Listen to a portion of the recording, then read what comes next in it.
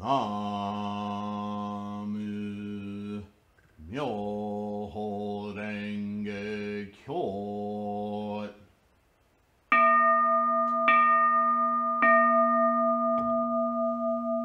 Namu Myoho Renge Kyo.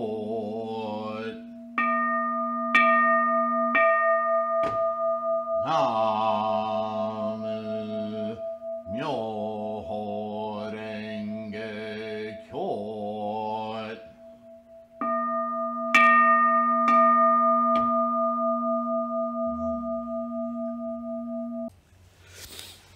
Namo Myoho Renge Kyo. Thank you for being here. I hope this finds you in good health and secure. Thank you. Right off the bat as we get going, please don't forget to like and subscribe to this Sangha so that you can help us grow. The notification bells, that's on you. If you want to be consistently notified of new podcasts uploaded, maybe that's helpful for you, and by all means, make use of it. But you all know how YouTube works by now, so I'm not going to spend a lot of time on that. My main concern and the reason for this channel and the free website information and the bookstore and the mandala store, it's all about making our practice easily accessible and to increase our confidence and our commitment to practice every day. And so this is all about support, right? The Bodhisattva way, yeah? And so you're a part of that, and your liking and subscribing is a way for you to also make some Bodhisattva commitment to grow the channel, to help propagate Shakyamuni's teachings of the Lotus Sutra and Nichiren's doctrine, yeah? We're going to absolutely surpass the 1,000 podcast video mark this year. And that's all thanks to you and your support for this channel. It keeps me inspired and keeps me doing these podcasts and videos. So once again, great appreciation for your participation here. Today, we're going to continue in the Lankavatara. We're trucking right through it. So, yeah, we're not quite 2/3. We're well over halfway. As we've been discoursing so far, Mahamati and Shakyamuni have created this discourse. Shakyamuni has created this discourse, this expedient means to have a conversation,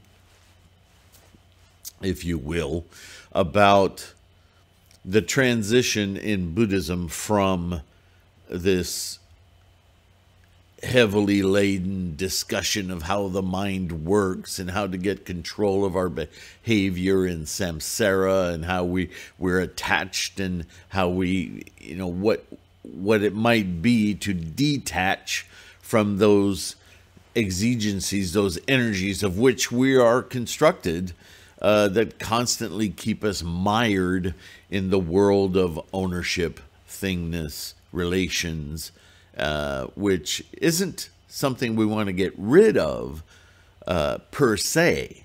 What we want to do is disconnect from that world of thingness and relations insofar as we perceive our own existence, our own value of living connected with it.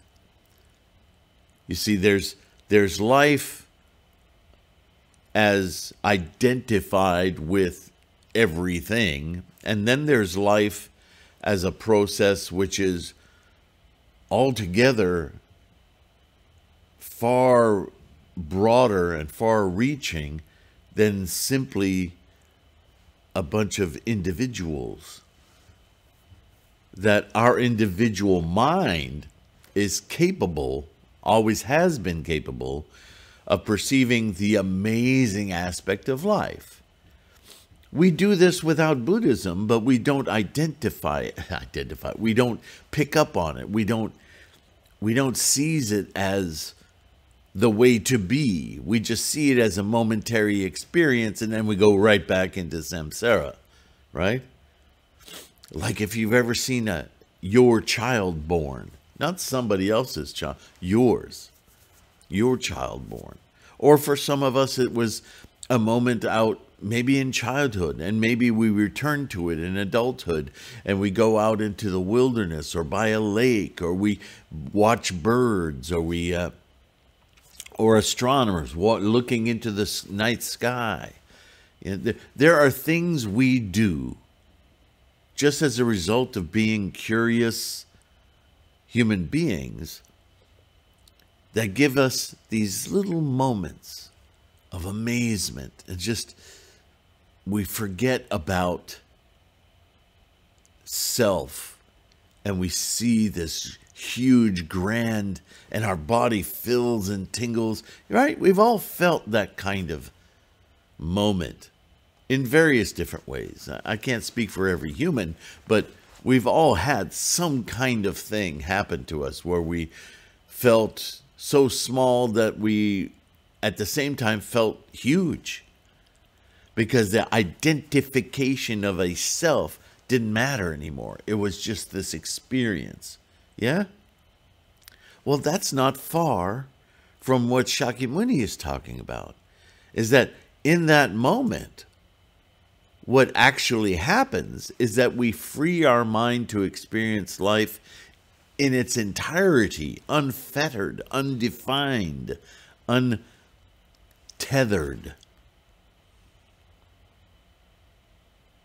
And in that moment, because of that, all of our attachments, worries, anxieties, stresses about stuff, it just goes away. And this is in fact what happens when we chant Daimoku. We bring that aspect of our mind's experience to the fore.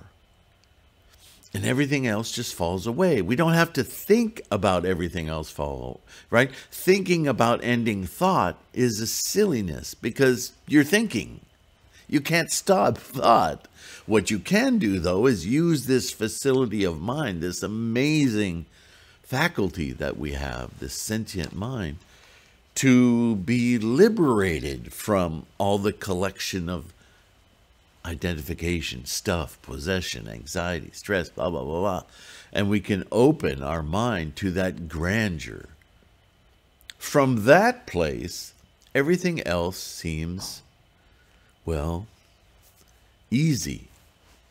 Not insignificant, but put in its proper perspective, it ceases to glom on to emotions and judgments and all of that. And you could just see it freely. Oh, how silly I am to invest so much energy into that. Look, it's just that. That's easily altered or changed or forgotten or whatever. Because from that perspective, nothing is so consuming. And this was the whole goal of Siddhartha Gautama before he was enlightened. He thought, there's got to be a way to live this life fully, freely, amazed, at its fullest potential, without all these drags on our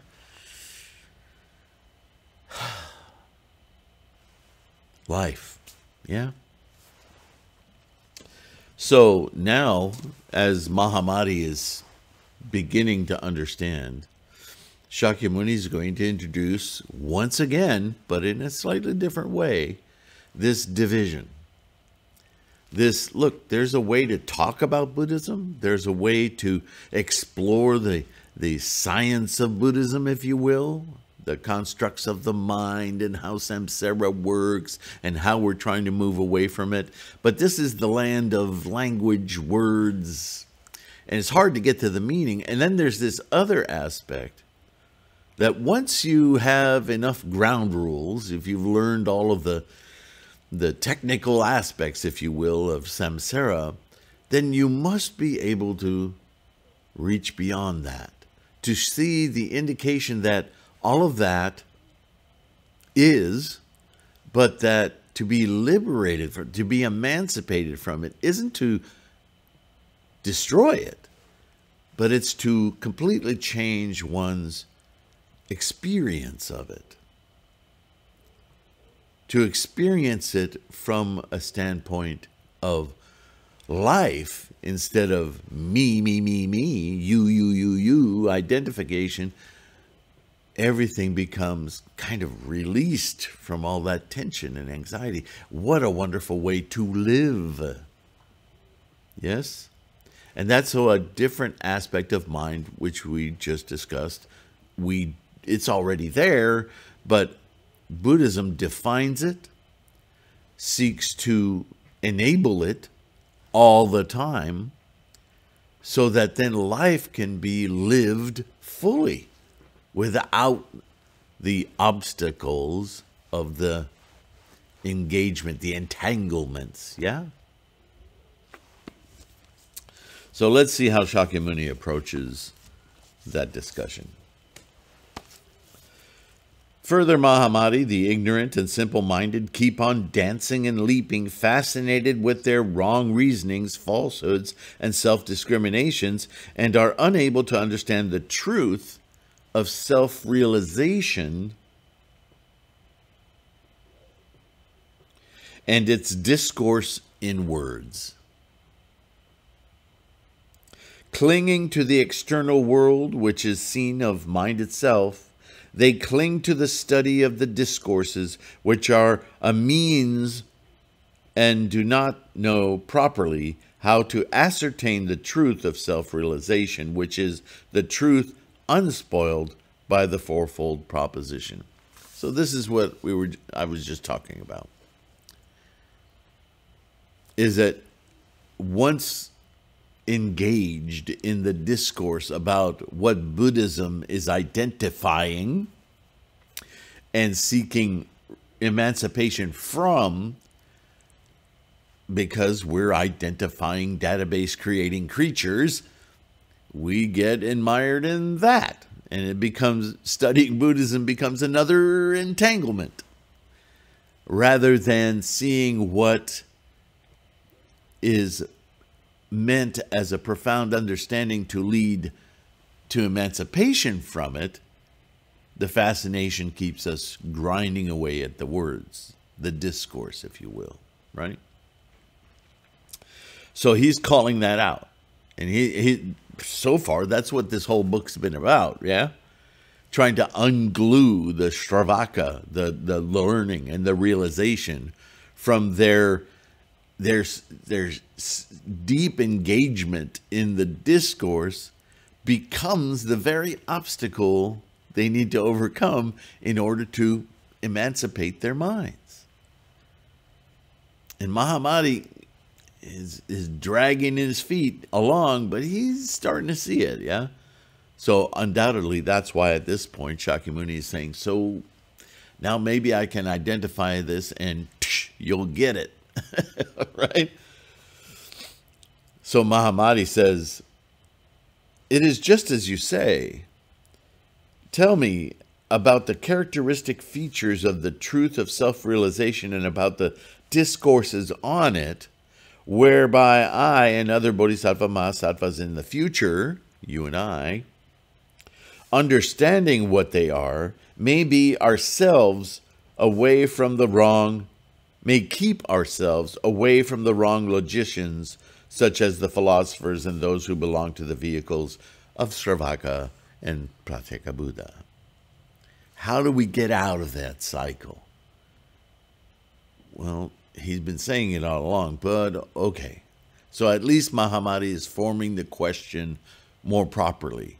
He's getting a clue here that for all of his study and all of his learnings, self-teachings, that the reason he's been doing all this learning is self-teaching is so that he can get away from all of that, rather than admiring himself in just a greater sense of self and ego in how much he knows. Right? So Shakyamuni responds, well then, Mahamati, listen well and reflect well within yourself, right? The format here, I will tell you. So he goes on, Mahamati, there are two forms of teaching the truth attained by the Tathagatas, the fully enlightened ones of the past, present, and future. They are this. And this is actually another lesson in how to be a bodhisattva, how to be a human coursing through samsara with this superior knowledge, this superior experience of life, right? How do we do that?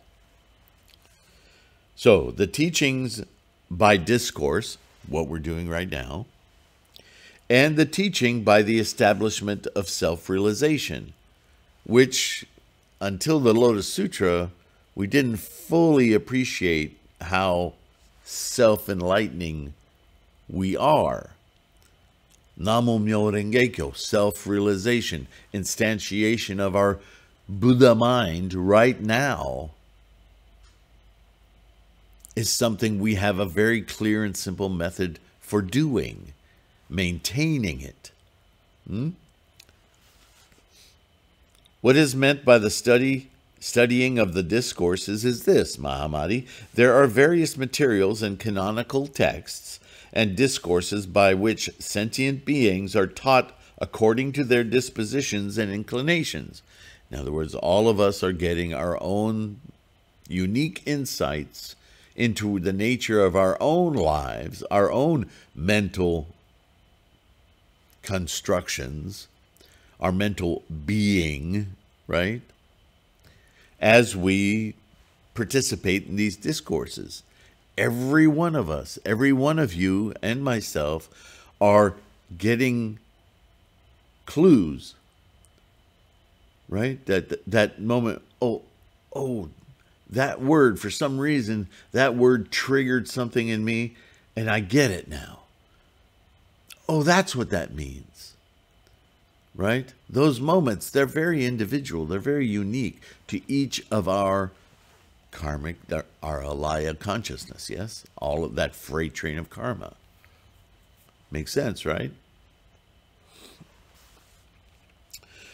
What then is the truth of self-realization by which the practitioners turn away from discriminating what is seen by mind itself?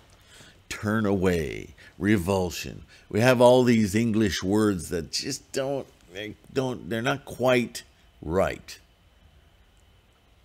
But I think you can hear in that, because we've discussed it so much, that what happens in our practice is that we gradually perceive how we create our own obstacles, how we create our attachments to the phenomenal world, rather than simply experiencing those very same aspects of the phenomenal world without our attachment of identity, our identifying ourselves within the complex of phenomena, but rather perceive the phenomena as it's happening, the process of life, right? Not the sparks individually, but the sparkling, the aspect that provides for sparkling is much, much broader, yes? There is an exalted state of inner attainment which does not fall into the dualism of oneness and otherness, of bothness and not bothness, which goes beyond the sita, manas, and manovijnana, which has nothing to do with the logic, reasoning, theorizing, and illustrating, which has never been tasted by any bad logicians, by the philosophers, Shravakas, and Pratyeka Buddhas, who have fallen into the dualistic views of being and non-being, smart and not smart, knowing and not knowing. All of that is samsara. It's identification, it's ego. This I call self-realization. When you finally sever that mechanism, not to kill it, But that's to put it in perspective, to take it out of your functioning and put it in front of you. Your functioning being your me-ness.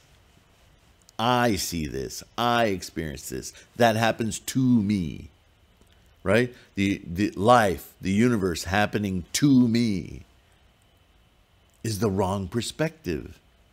The universe, life, all of it is happening for me to simply experience it.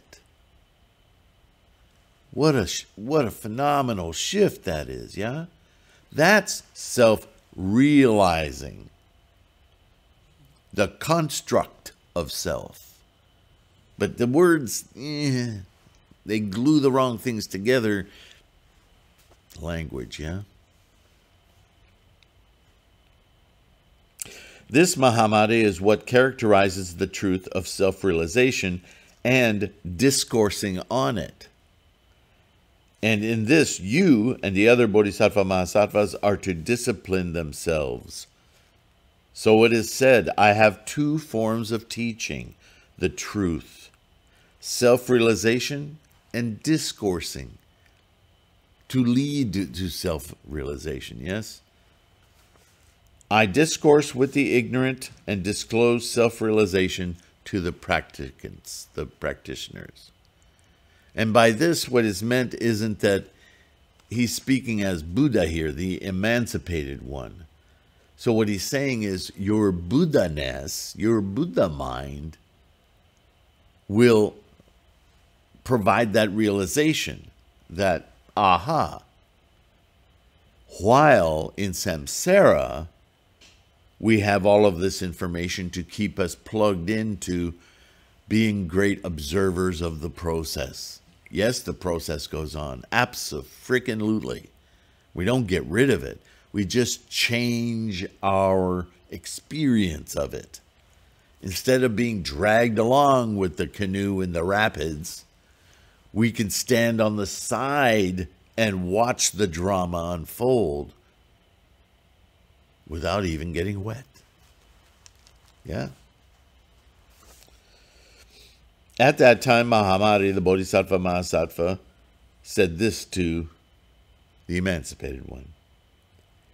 It was told at one time by you, the Tathagata, the fully enlightened one, that the Lokayatika, who is skilled in various forms of incantation and in the art of eloquences, is not to be honored, adored, and reverently attended upon. For what one gains from such devotions is worldly enjoyments and not the Dharma or the truth. Right? We get fooled by a lot of magicians, a lot of people with things like prayer and dances and offerings and all these things to reach some other state, but they're really just some other samsaric state. They're just further admiring of identity in our lives, as though there's a superior identity. It's all identity, right? For what reason is this said? That by devoting ourselves to the Lokayatika, who is skilled in various incantations and the art of eloquence, worldly enjoyments are gained, but not the Dharma. Is it just me, or does it sound like Mahamadi just took a step back? So I have to remind myself, Mahamadi is a stand-in, he's a personage for all people of various minds who have more specific doubts of a certain type. So it's not that Mahamadi is an individual who should, with the last answer, have gotten his head right. He's just spitballing from different people's mindsets, experiences, whatever, what might be causing some doubt in students of Buddhism to the emancipated one, Shakyamuni Buddha. Okay. So Shakyamuni, in this case, the emancipated one, he responds. The Lokayatika, who is skilled in various varieties of incantations and in the art of eloquence, Mahamati, puts the minds of the ignorant in utter confusion by means of various reasonings, by clever manipulation of words and phrases, and what he teaches, being the mere prattle of a child as far as one can make out, is not at all in accordance with truth or in unison with sense. He's just giving you more baubles to be entertained with. He's just the latest form of magic thinking, yeah? For this reason, Mahamati, the Lokayatika, is said to be skilled in varieties of incantations and in the art of eloquence. He's an enchanter, yeah? He attracts the ignorant by making clever use of various words, but he never leads them to the way of truth and right teaching, as he himself does not understand what all things mean. He puts the minds of the ignorant into utter confusion by his dualistic views, thus ruining himself. Not being released of the transition from one path to another, not understanding that there is nothing but what is seen of the mind itself, and attaching himself to the idea of self-nature in external things, the Lokayatika knows no deliverance from discrimination. He's just playing around into the attachments. For this reason, Mahamati, the Lokayatika, who is clever in various incantations and in the art of eloquence, speaking, propaganda, being thus never emancipated from such calamities as birth, age, disease, sorrow, lamentation, pain, and despair, leads the ignorant into bewilderment by means of various words, phrases, reasons, examples, and conclusions. Mahamati Indra was a brilliant Lokayatika. So now he's talking about the philosophies prior to Buddhism, right? If you're coming from any form of Hinduism, in his day, the various cornucopia of deifications, deities arising from early Brahmin discussions and Vedic discussions, yeah? That's all magical thinking, and it's enthralling, and it's just like going to the movies, but it doesn't answer the great questions. The truth of life and its process. It just dances around in the muck of samsara. Indra was a brilliant Lokayatika whose knowledge made him a master of many treatises, and who was himself the author of a work on sound. He had a disciple who, assuming the body of a serpent, went up to heaven and got into the society of the god Indra.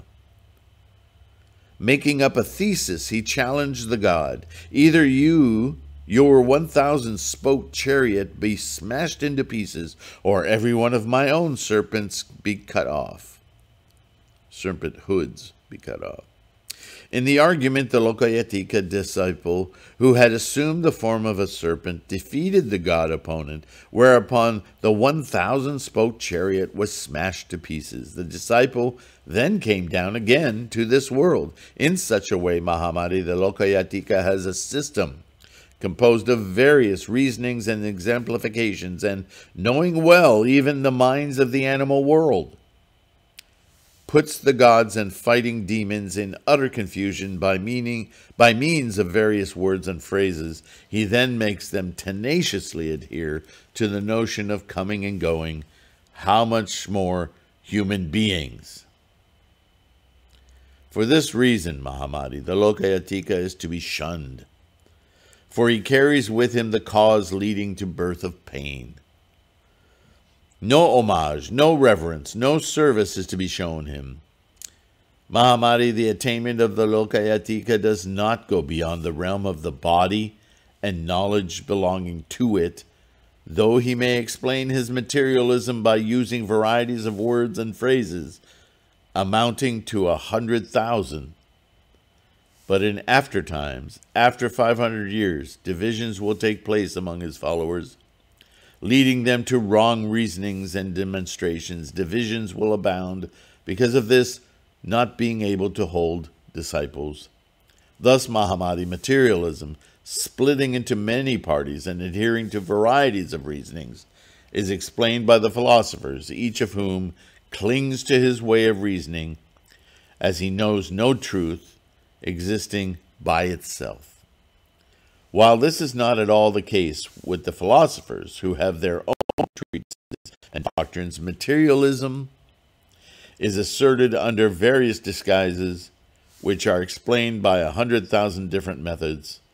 There is in them also no truth existing by itself, and they do not recognize that theirs is materialism because of their stupidity.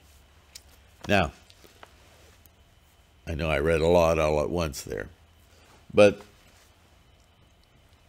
think about the world today. If I can get mundane just for a moment. Think about the extreme. It's propaganda. It's 24/7.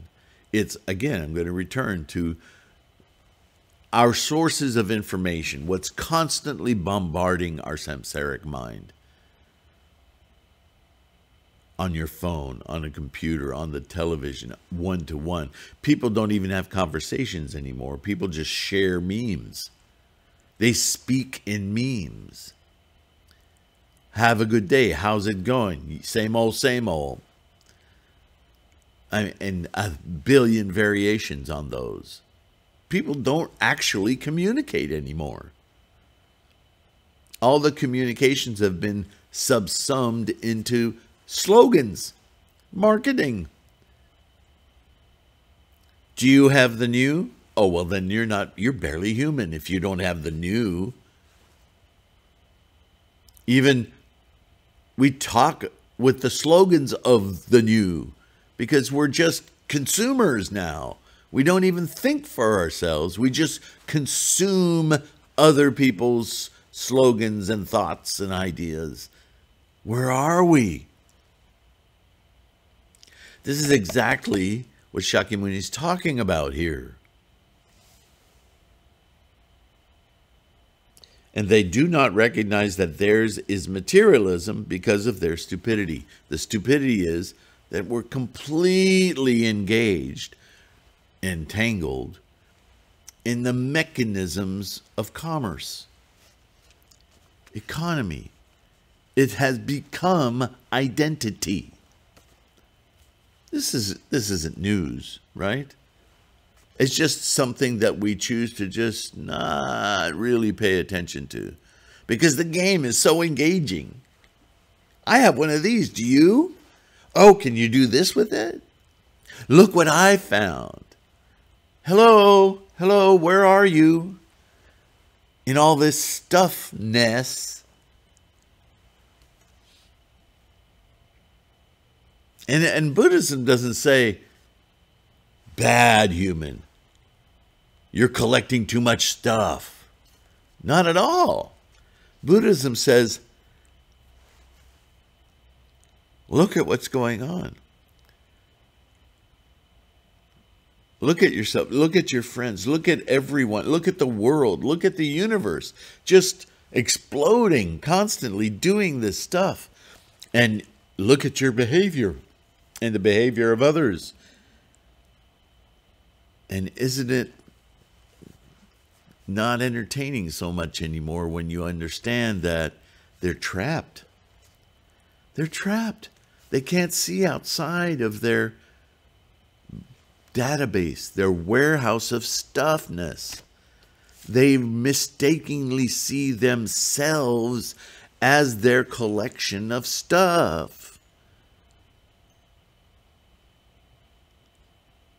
This is where the Buddhist compassion comes in and goes, oh, crap.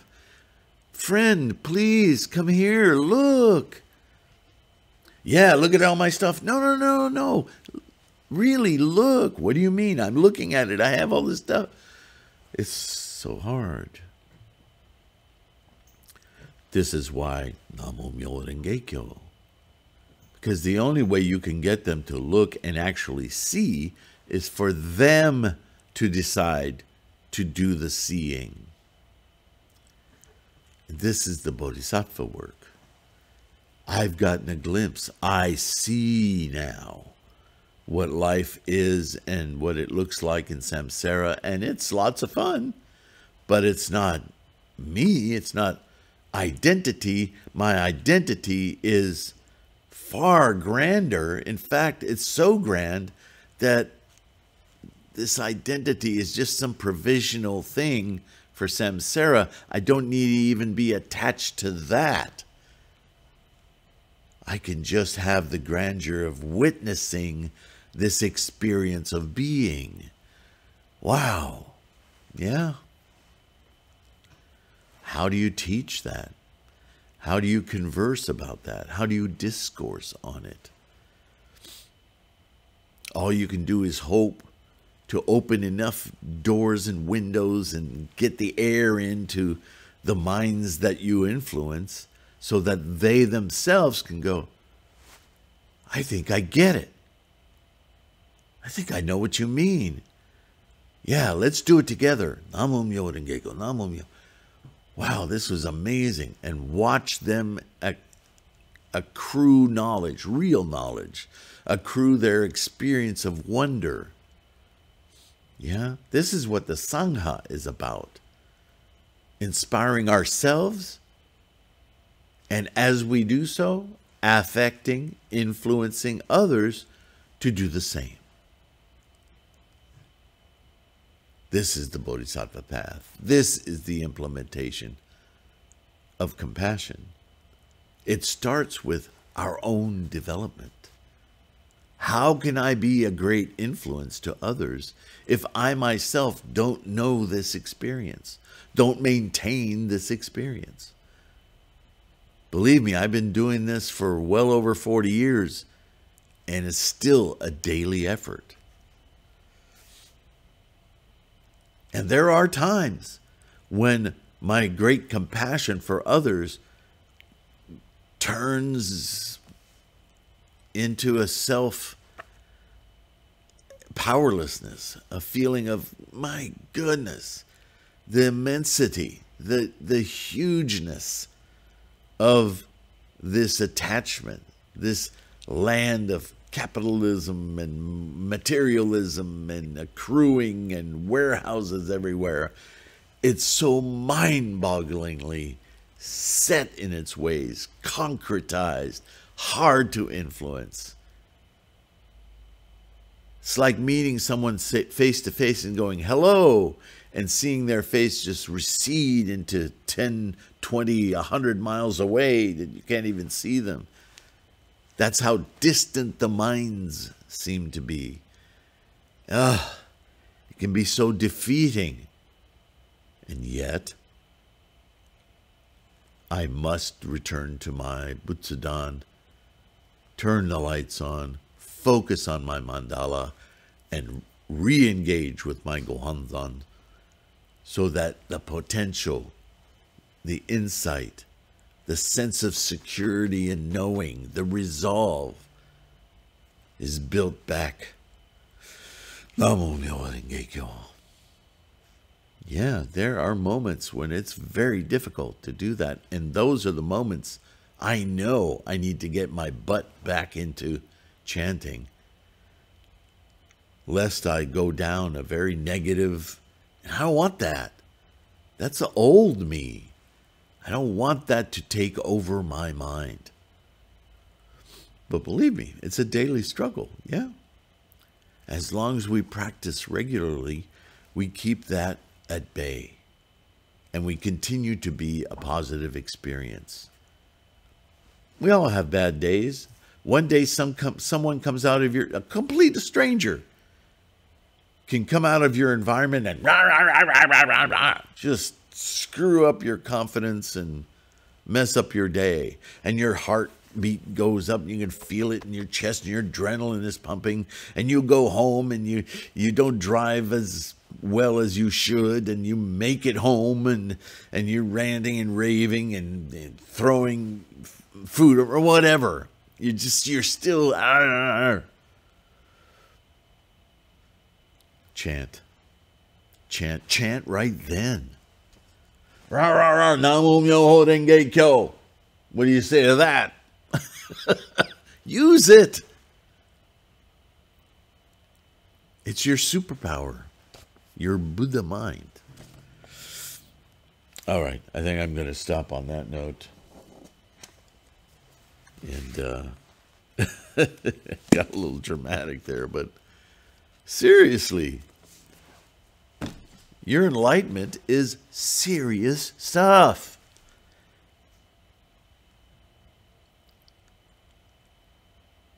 Use it. It's yours. It's your Buddha-ness. Don't let it recede. Keep it in the forefront. Keep it alive, awake. Namo Myoho Renge Kyo. Thank you for listening. Thank you for your support. Thank you, patrons. Don't forget, please subscribe. It's very helpful. It's dutiful.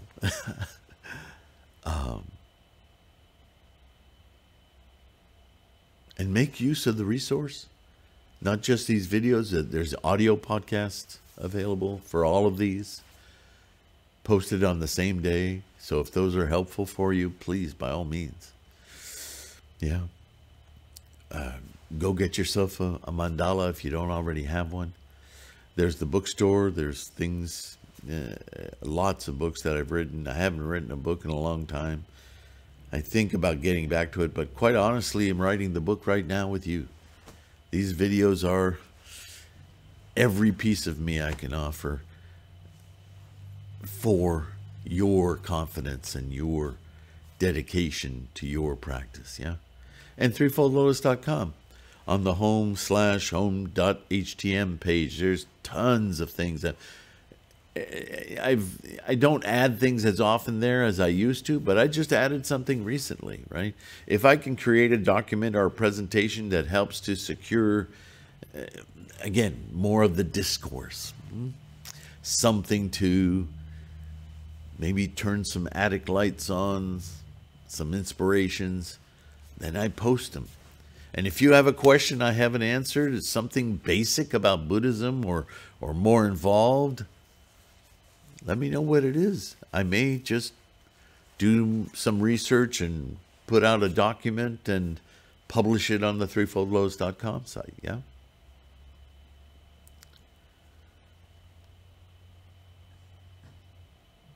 I can't express how much I appreciate your participation, so I'll leave it at that.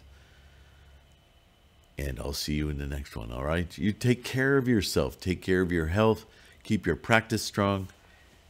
And we will continue to change the world by changing ourselves first, right? Namo Myoho Renge Kyo. See you in the next one. Bye for now.